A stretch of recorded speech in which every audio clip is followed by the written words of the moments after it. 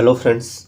वैसे तो आप सभी लोगों ने महात्मा गांधी के बारे में काफ़ी कुछ सुना होगा, काफ़ी कुछ पढ़ा होगा और जो तैयारी कर रहे हैं उन्होंने उनके बारे में ज़्यादातर उन्हें सब पढ़ रखा होगा। इसी तरीके का टॉपिक हम भी लेकर आए आज, जिसमें महात्मा गांधी के भारत में किए गए सभी आंदोलनों को शामिल किया गया है, जिससे आपको उनको याद करने में आसानी हो। उनको एक छोटे रूप में हम लेकर आए। जैसे कि आप महात्मा गांधी का परिचय तो सभी जानते हैं कि उनका जन्म 2 अक्टूबर 1869 में हुआ था। ये डेट ऑफ बर्थ तो ये भी याद रखना आवश्यक, कभी-कभार ये पूछ ली जाती है, बेसिक नॉलेज है। जैसे कि 2 अक्टूबर 1869 को उनका जन्म हुआ था। महात्मा गांधी के पिताजी का नाम करमचंद गांधी जी था। उसी प्रकार उनकी माताजी का नाम पुतली देवी था। उनकी पत्नी का नाम कस्तूरबा गांधी था। ये कुछ बेसिक जानकारी है जो आप सभी को याद होगी, मैं आशा करता हूँ। उनकी डेथ महात्मा गांधी जी की डेथ 30 जनवरी 1948 को हुई थी। उनकी हत्या की गई थी नाथूराम गोडसे के द्वारा। तो चलिए चलते हैं महात्मा गांधी के सभी आंदोलनों को हम एक छोटे-छोटे रूपों में देखते हैं, जिससे हमें याद करने में आसानी हो।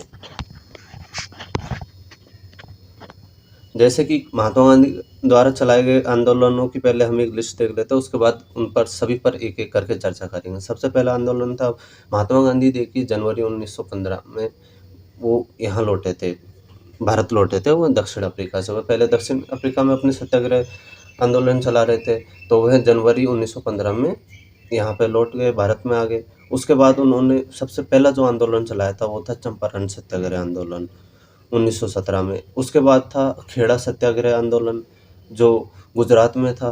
उसी प्रकार अहमदाबाद अनशन था, अहमदाबाद मिल्स का ये था वर्कर्स का आंदोलन। उसके बाद आता है खिलाफत आंदोलन जो 1919 में खलीफा की सत्ता स्थापना करने हेतु किया गया था। उसके बाद गांधी जी का महत्वपूर्ण आंदोलन आता है असहयोग्य आंदोलन 1920 को स्वराज हेतु। उसके बाद जो फिर एक लंबे समय के बाद फिर एक दांडी मार्च के जरिए 1930 में सविनय अवज्ञा आंदोलन शुरू किया गया। उसके बाद 1940 में व्यक्तिगत सविनय अवज्ञा आंदोलन शुरू किया गया और लास्ट में जब गांधी जी ने अपने अहिंसा का मार्ग को थोड़ा सा छोड़ते हुए एक भारत छोड़ो आंदोलन जिसमें करो और मरो का उन्होंने फॉर्मूला दिया पूरे देश को और कहा कि अब अंग्रेजों को शासन की समाप्ति हेतु भारत छोड़ो आंदोलन की शुरुआत होगी। इसी प्रकार इन सभी आंदोलनों की चर्चा हम एक-एक करके करते हैं। जैसे कि सबसे पहले आता है चंपारण सत्याग्रह आंदोलन। तो देखिए, गांधी जी का ये प्रथम आंदोलन था। भारत में किया गया प्रथम सत्याग्रह आंदोलन था। सत्याग्रह की पद्धति गांधी जी ने दक्षिण अफ्रीका में विकसित कर ली थी, जो कि अहिंसात्मक प्रतिरोध था। तो इसी प्रकार चंपारण सत्याग्रह जो कि 1917 में था।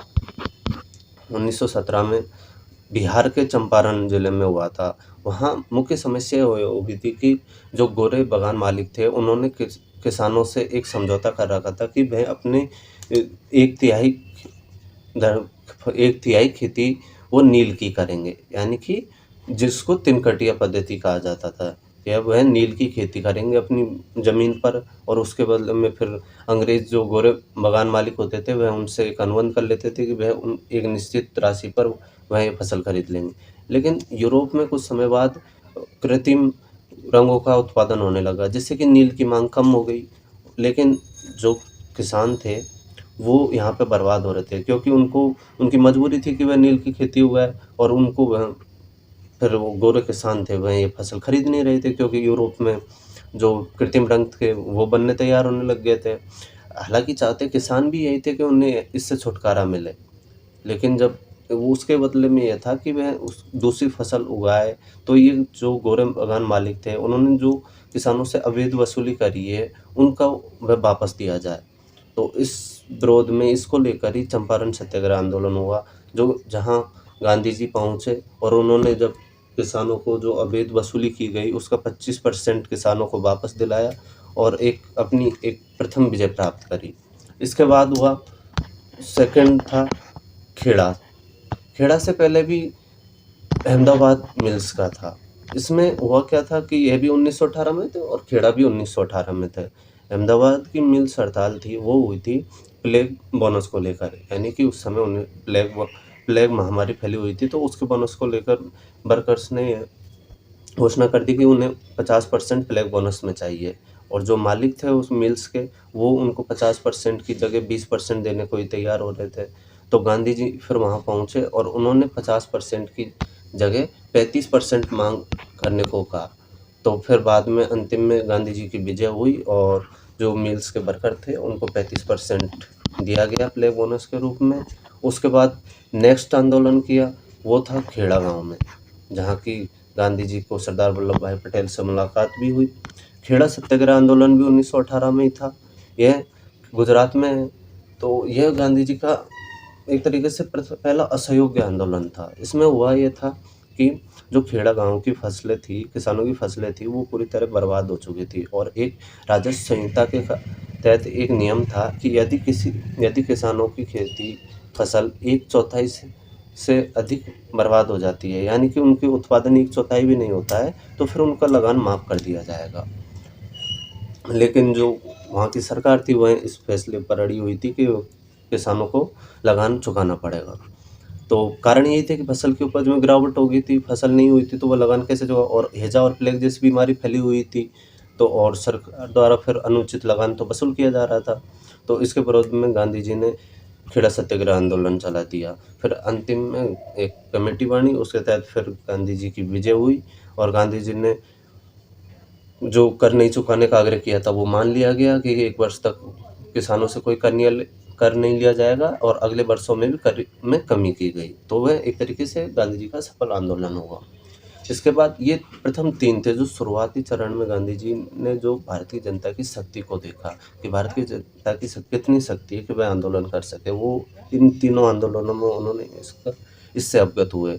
चंपारण आंदोलन 1917, अहमदाबाद मिल्स वर्कर की वो हड़ताल और खेड़ा सत्याग्रह। उसके बाद एक बड़ा आंदोलन वो आया था हमारा रॉयल्ट एक्ट के विरोध में, यानी कि जो अंग्रेज सरकार थी उन्होंने एक रॉयल्ट एक्ट पारित किया गया था। उसमें जो क्रांतिकारियों के बढ़ते प्रभाव था उनको देखने के लिए और भारत में कहाँ क्रांतिकारी घटनाएं हो रही है उन सभी का अनुमान लगाने के लिए रॉयल्ट एक्ट पारित किया गया था। और इसमें कुछ सरकारों को जो असीमित अधिकार दे दिए गए थे, यानी कि वो किसी पर मुकदमा चलाए बिना ही उन्हें जेल में रख सकते हैं या फिर उनको नज़रबंद कर सकते हैं।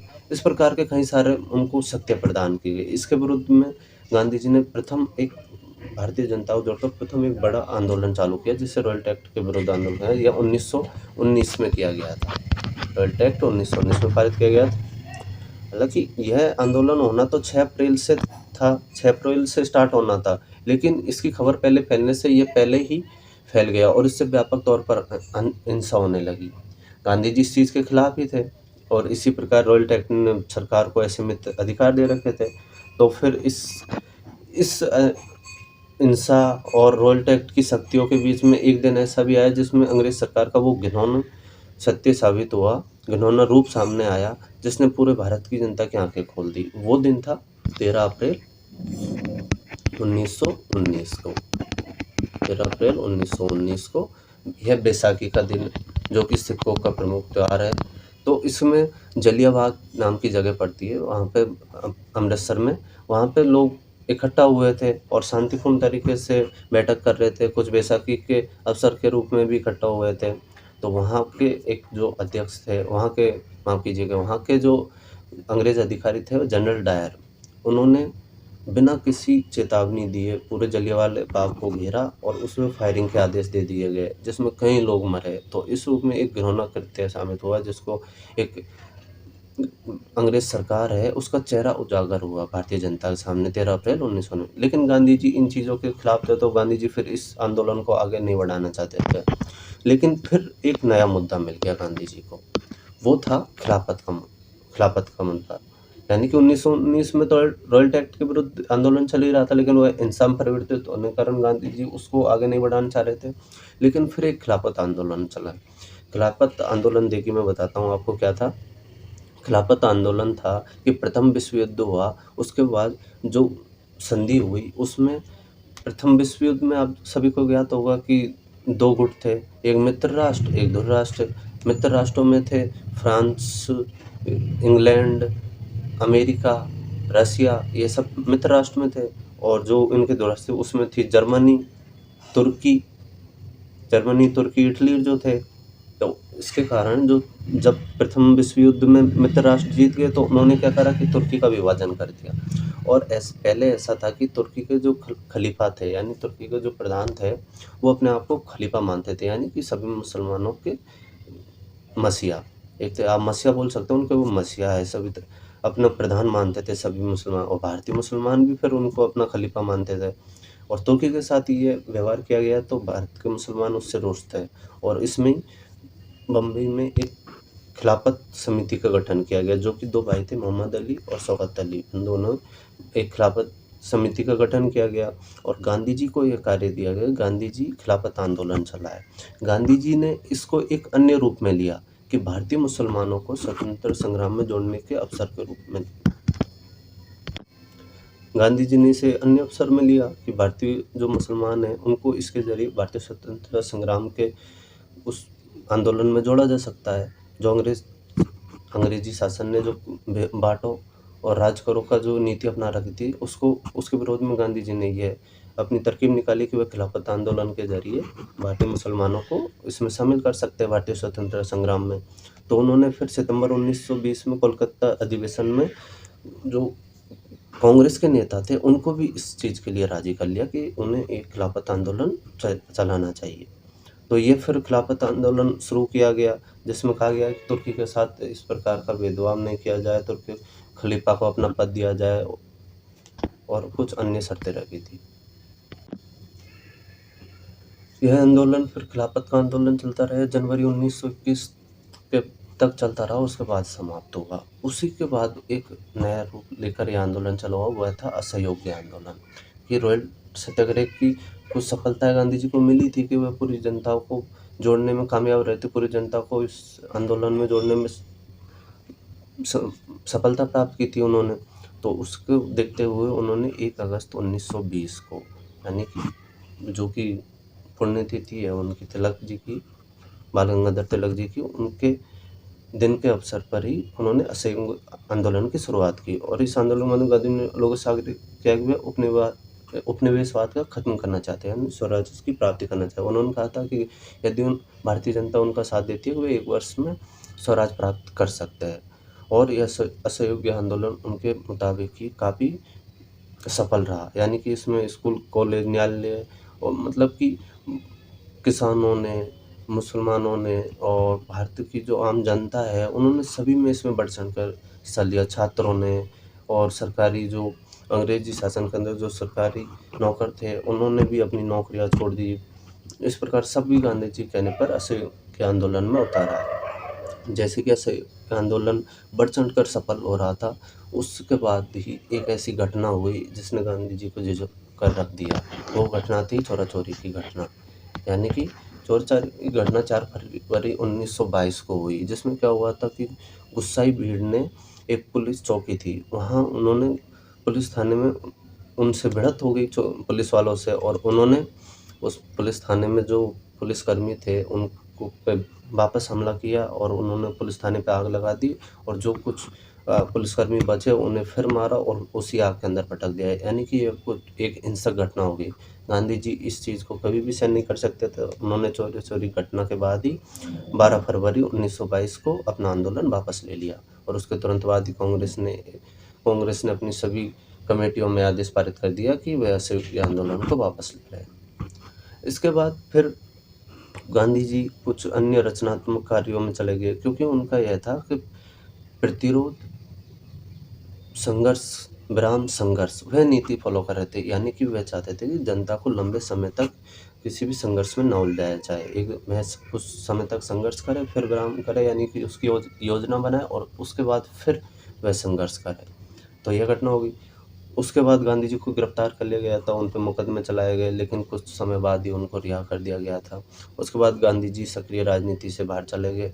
उसके बाद गांधी जी ने वापस 1930, यानी कि गोलमेज सम्मेलन हुए, उसके मध्य में गांधी जी ने एक सविनय अवज्ञा आंदोलन छेड़ने का निर्णय लिया, और वह आंदोलन छेड़ने का निर्णय लिया था गांधी जी ने एक कुछ ऐसी चीज़ें को करके कि जो जनता को जोड़ सके, यानी कि कुछ इस प्रकार सविनय अवज्ञा आंदोलन चालू किया जाए जिससे पूरी जनता अपने आप को जुड़ाव महसूस कर सके उससे।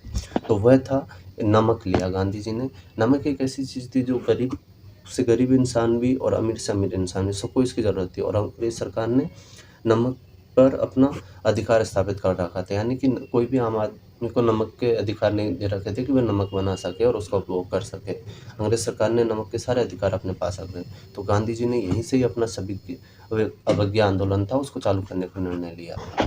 तो इसके आंदोलन के लिए उन्होंने दांडी यात्रा की, यानी कि जो दांडी मार्च यात्रा थी, जो चालू हुई 12 मार्च से साबरमती आश्रम से।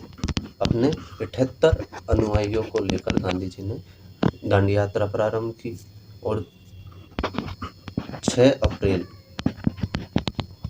यानी कि 12 मार्च से 6 अप्रैल तक उन्होंने यात्रा की, जो कि 240 मील की थी।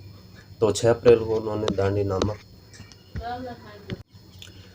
6 अप्रैल को गांधी जी ने दांडी नामक जगह पर नमक को बनाकर इस सविनय अवज्ञा आंदोलन को प्रारंभ किया। और इसके बाद सभी जगहों पे, जैसे दक्षिण भारत में श्री राजगोपालाचार्य ने यात्रा की और नमक बनाया, तो सभी जगहों पर नमक बनाकर या कुछ अन्य रूप में अवज्ञा की गई और सविनय अवज्ञा आंदोलन प्रारंभ किया गया।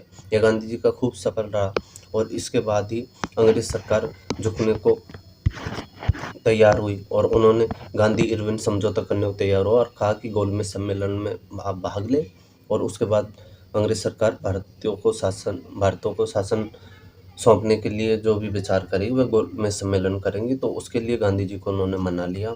तो गांधी इरविन समझौता हुआ 1931 में, मार्च 1931 में।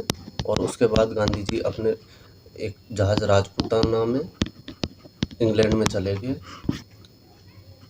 गोलमेज सम्मेलन में भाग लेने के, लेकिन वहाँ पर भी गांधी जी इतने सफल नहीं हो पाए और अंग्रेज सरकार का जो विरोधात्मक रुख देखकर वह वापस लौट आए और उन्होंने पुनः सविनय अवज्ञा आंदोलन छेड़ दिया। लेकिन यह आंदोलन भी 1934 तक जाते हुए समाप्त हो गया, यानी 1934 तक ये अपने आप समाप्त हो गया। उसके बाद फिर गांधी जी रचनात्मक कार्यों में लग गए और गांधी जी ने अपने जो परिजन थे या एक्सप्रेस के कहने वाली जातियाँ थी उनके उद्धार के लिए कार्य करना प्रारंभ कर दिया। उसके बाद गांधी जी ने अपने सिद्धांतों से हटकर, यानी कि जो गांधी जी अहिंसा के खिलाफ थे उस चीज़ से थोड़ा सा हटकर उन्होंने भारत छोड़ो आंदोलन 8 अगस्त 1942, जो कि बॉम्बे से ग्वालियर टैंक, वहाँ से उन्होंने कहा गया कि भारत छोड़ो आंदोलन में प्रारंभ कर रहे हैं और इसमें उन्होंने पूरी जनता को एक सूत्र दिया या एक नारा दिया, करो या मरो, यानी कि इस बार भारत अंग्रेजों से वह पूर्ण स्वतंत्रता प्राप्त करना चाहते थे। तो भारत छोड़ो आंदोलन 8 अगस्त 1942 शुरुआत किया और यह व्यापक तौर पर सफल हुआ और अंग्रेज सरकारों ने गांधी जी पर काफ़ी प्रेशर डाला इसको कि वह वापस ले, लेकिन गांधी जी ने इस चीज़ के लिए भी अंग्रेज सरकार को उत्तरदायी ठहराया कि इस हिंसा के लिए आप ही जिम्मेदार है और उन्होंने गांधी जी ने जो भी हिंसा हुई उसके लिए अंग्रेज सरकार को जिम्मेदार ठहराया और यह आंदोलन काफ़ी सफल रहा। इसके बाद तो आपको याद ही है कि 15 अगस्त 1947 को भारत को आज़ादी प्राप्त हुई। तो इस तरीके से महात्मा गांधी ने जो जो आंदोलन किए गए उनका भारत की स्वतंत्रता संग्राम में एक अमूल्य अद्वितीय योगदान है। तो आप इस चीज़ को याद रख सकते हैं। हम शुरुआत में आते हैं, आप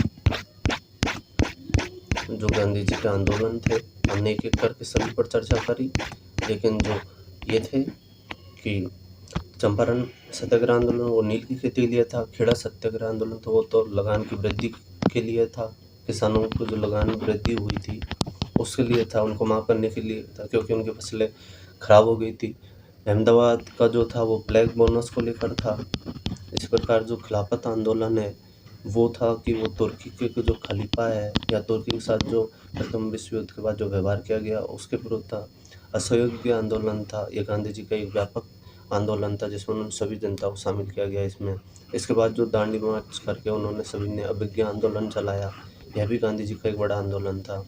इस बीच में मैंने जैसे आपको बताना चाहूँगा कि एक व्यक्तिगत अवज्ञा आंदोलन, भारत छोड़ो आंदोलन से पहले 1940 का ये और चालू किया था गांधी ने। इसमें क्या है कि व्यक्ति अपने स्तर पर व्यक्तिगत अवज्ञा आंदोलन प्रारंभ कर सकते हैं। उसके बाद गांधी जी ने 1942 में भारत छोड़ो आंदोलन प्रारंभ कर दिया था और जिस समय, क्योंकि भारत छोड़ो आंदोलन वास्तविक व्यापक तौर पर हिंसा होने लगी और गांधी जी ने भी उस हिंसा को उस देख करते अपना आंदोलन वापस नहीं लिया। इसी प्रकार जब हाल ही में 1940 में जब सांप्रदायिक दंगे होने लगे, तो उसमें भी उन्होंने गांधी जी एक अकेले ऐसे इंसान थे जो उन सांप्रदायिक दंगों में अकेले खड़े थे, एक सौहार्द बनाने के लिए, आपसी भाईचारे के लिए। तो इस प्रकार गांधी जी का हमारे देश के जो स्वतंत्रता संग्राम है और हमारे देश की जो जितने भी मूवमेंट हुए, उनमें एक अहम योगदान रहा है। तो इस प्रकार हमारे लिए गांधी जी एक प्रातःस्मरणीय है। मैं उम्मीद करूँगा कि कुछ इन्फॉर्मेशन गांधी जी के बारे में दे पाया आपको। धन्यवाद। Thank you. अच्छी लगी हो तो आप लाइक कर सकते हैं।